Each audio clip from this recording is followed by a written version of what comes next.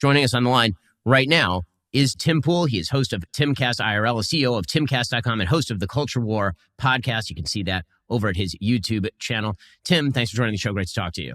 Thanks for having me. So there are two big stories that you are currently involved in. One wasn't enough for you. One of them is, of course, the very widely covered story about a DOJ indictment involving apparently Tenet Media.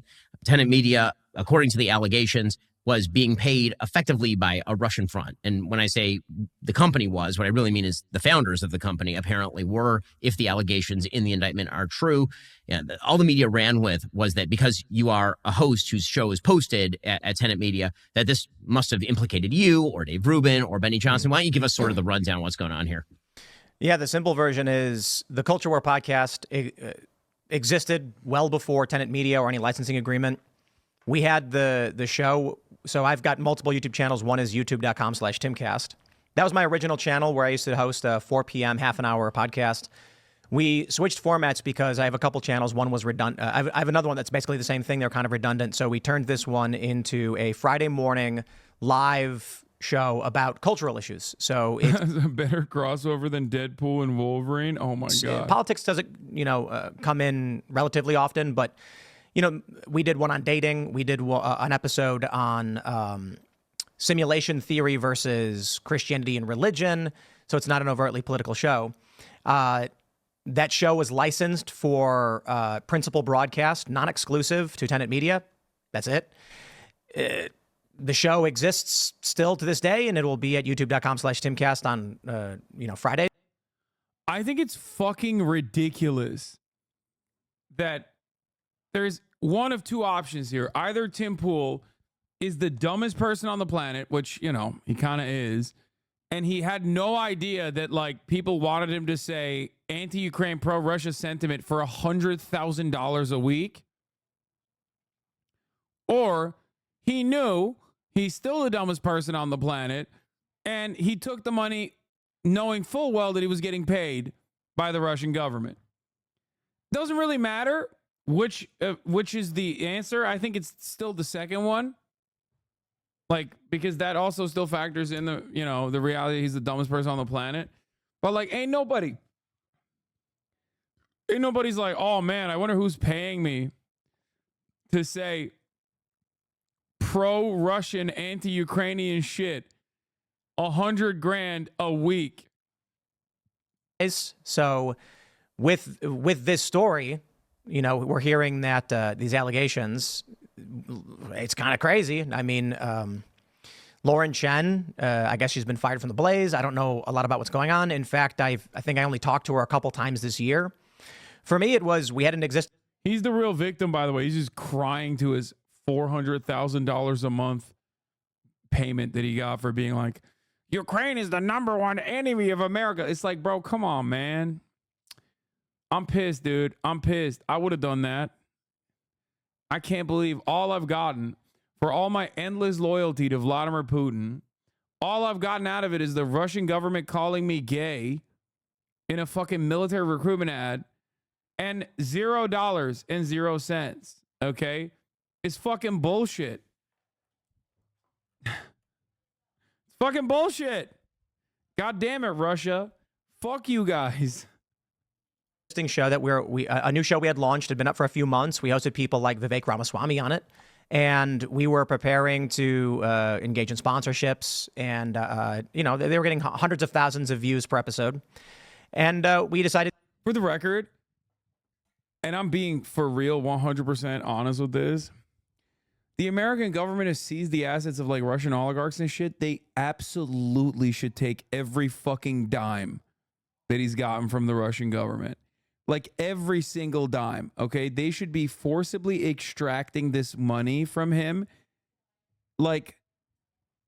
penny by penny, every penny accounted for, okay? However many thousands of dollars he got, hundreds of thousands of dollars, take that shit from him, okay?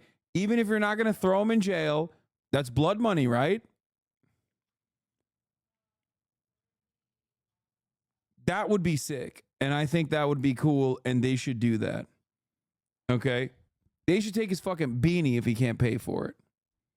to license it out because Lauren contacted us and was saying, we'd love to license something from you. And I said, well, we don't need to do that. We're an independent company. We have our own members and sponsorships.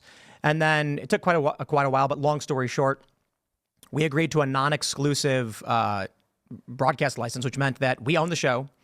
The show is owned by the cult. Bro, what if they come after you for the China money? Oh, God, I wish I got money from China.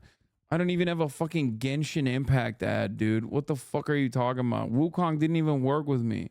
And I've been playing it non-fucking stop. It's so much fun. Culture War Company, which is its own company. We own distribution rights. We own audio distribution rights, everything about it. They just effectively paid for a license, which would have it appear on their YouTube channel Friday mornings at 10 a.m.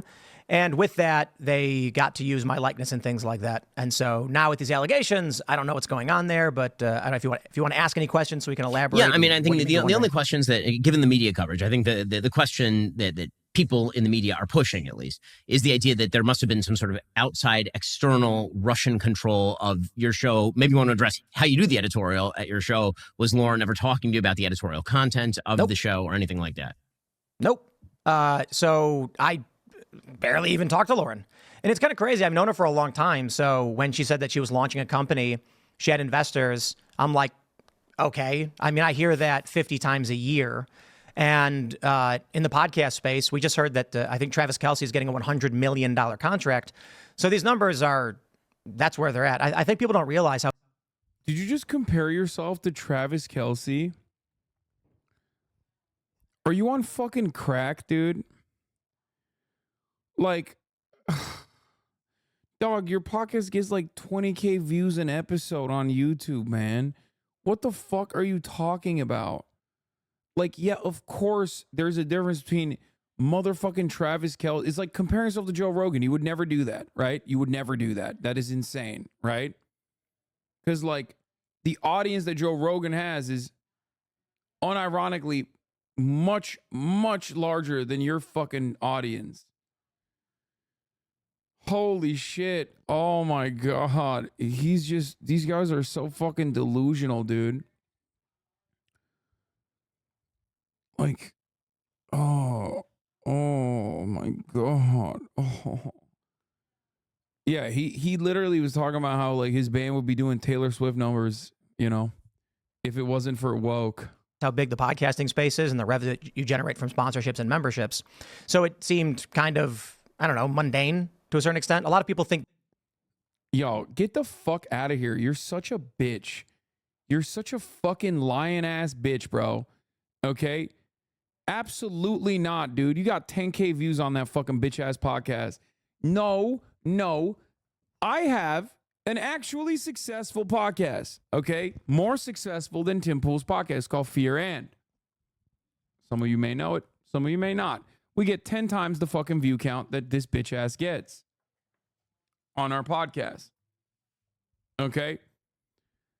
If someone out of the blue hit us up to be like, we're going to give you $400,000 a month, okay? $100,000 a week. I'd be like, the fuck is going on? That's insane.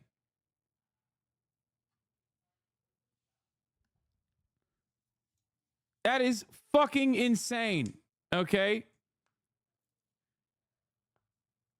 You're out of your goddamn mind.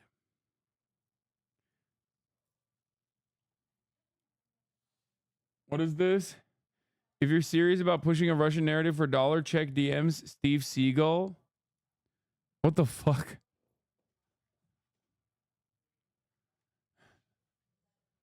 Motherfucker put a hustle in here too.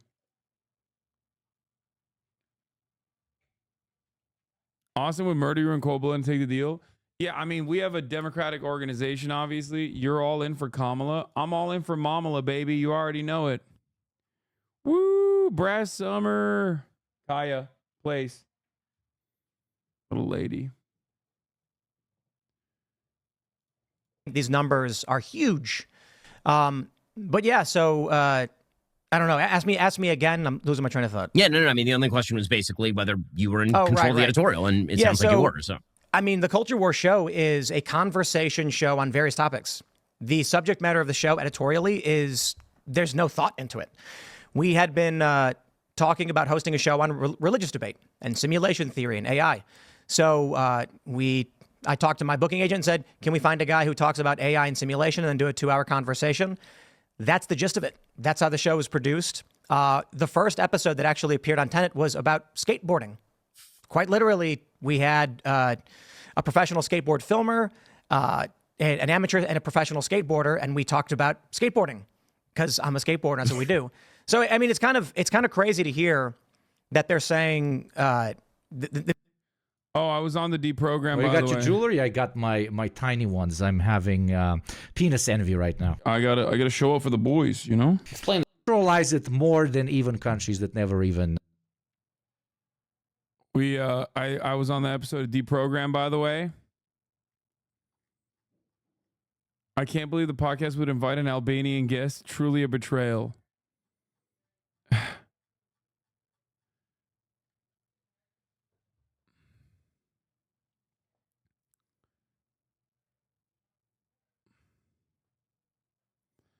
Also, I don't know what Hasan saw in the museum exactly, but it's a pretty famous bit of knowledge that Stalinists were also considered enemies of the state. Galiatok being the infamous prison. Yeah, I saw that.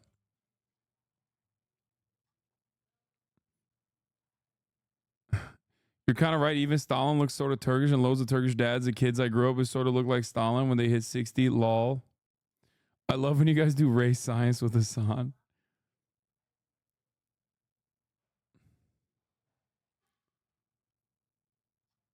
I'm Albanian and offended.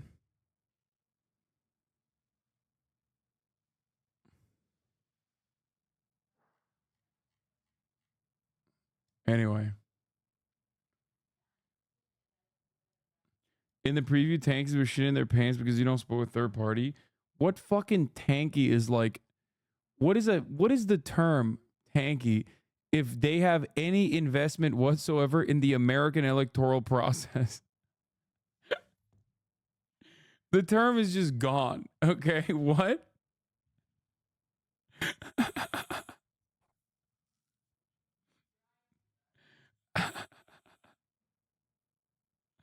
That's awesome. The media's jumped the gun completely on what the story is. The DOJ. As a tanky, I believe that Americans have to vote third party.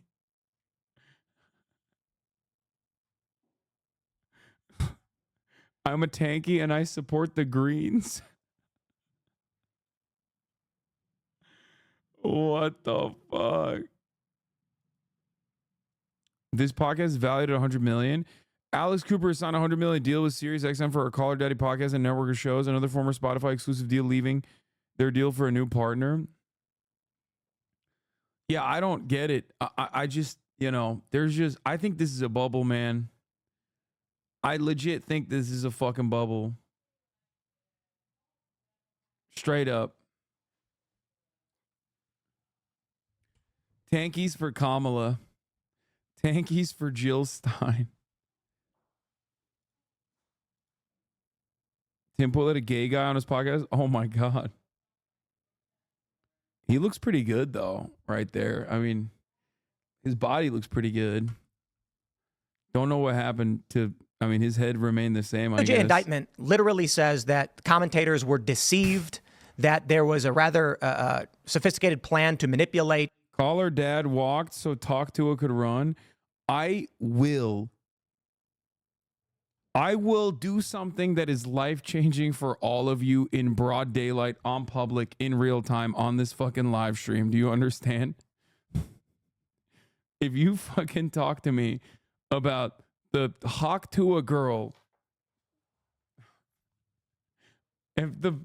oh my God, actually, we got to show that. I saw this, and I think a piece of my soul died. No, fuck it. We're going to look at it. What is it? Talk Tuah? The Hawk Tuah girl has a podcast. That's right.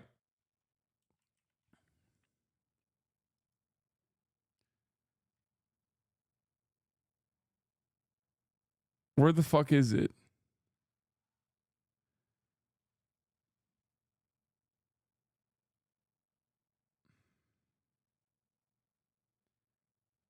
Okay, everything I'm seeing on Hawk Tuah girl right now is just like insane. Before her father had an Israeli government scrubber past social media for Chan and Reddit, it was able to recover all of Hawk Tuah girls as being dressed to impress, up in Israeli soldiers' gear, and had a nose job on a PR team, how to be a Southern Belle. These people are truly unhinged, dude. Everyone is so insane. Wait till y'all find out she low-key a former Israeli soldier cosplaying a Southern Belle after her billionaire dad hired a PR firm to scrub her past of the internet, particularly old TikTok where she ain't even speak English, let alone had a fake Southern Belle accent. That's what is going on Twitter, man. Twitter is so insane. I couldn't even get through making fun of this fucking coworker ass story that is like turned into a goddamn fucking meme that turned into a goddamn podcast before I saw some unhinged shit, dude. Like,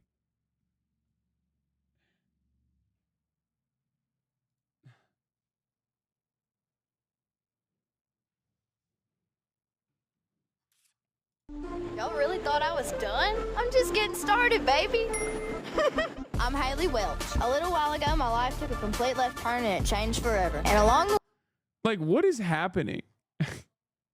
Like, this person literally was like, I would love to give you a blowjob on a TikTok, and now they have a podcast. Like, what the fuck is going on? Look, I'm a sex positive person, okay?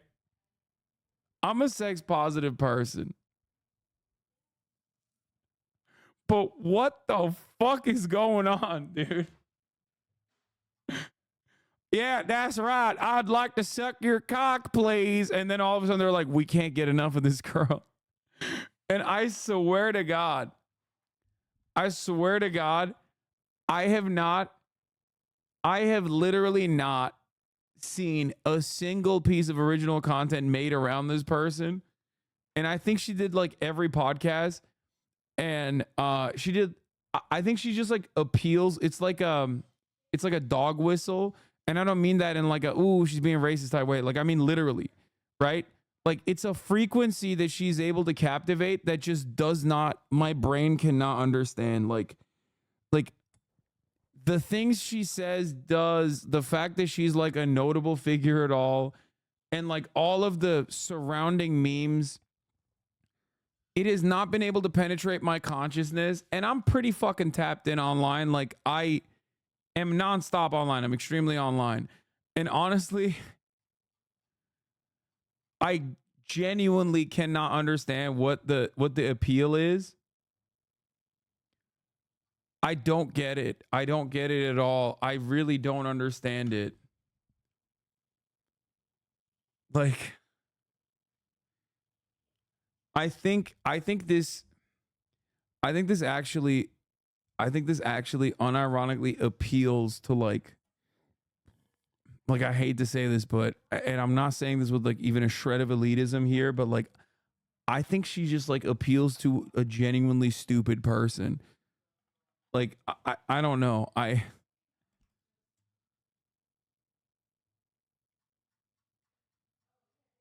think when people go and go, oh, Hawk Tuah, that's great, spit on that thing, like, you're kind of a dumb guy. I'm sorry. Like,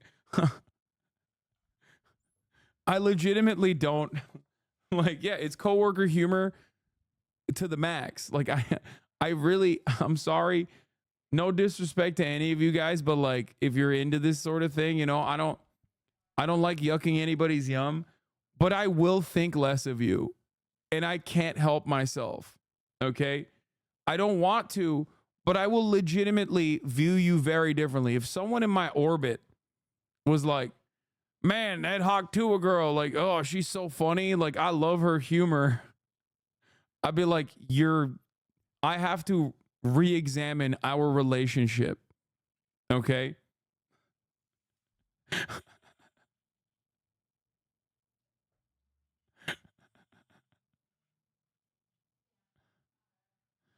I heard my 44-year-old right-wing dad say Hawk Tuah spit on that thing and it made me want to commit. Oh my God.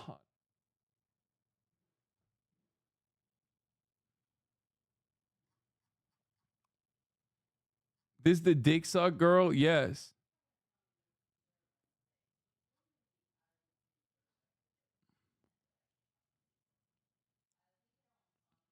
I mean, isn't this the tale as old as time? This is just Snooki for Gen Z.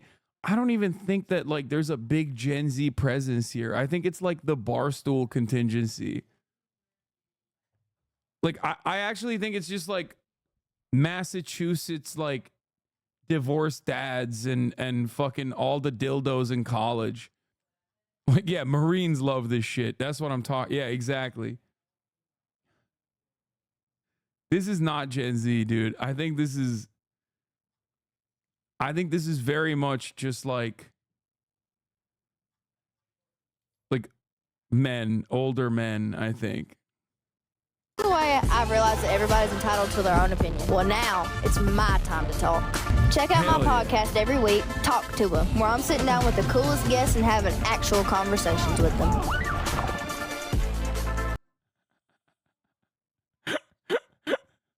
Talk to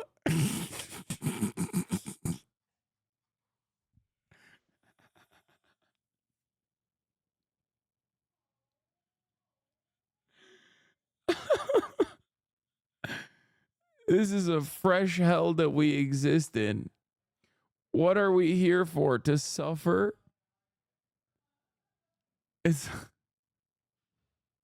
I'm gonna have real conversations.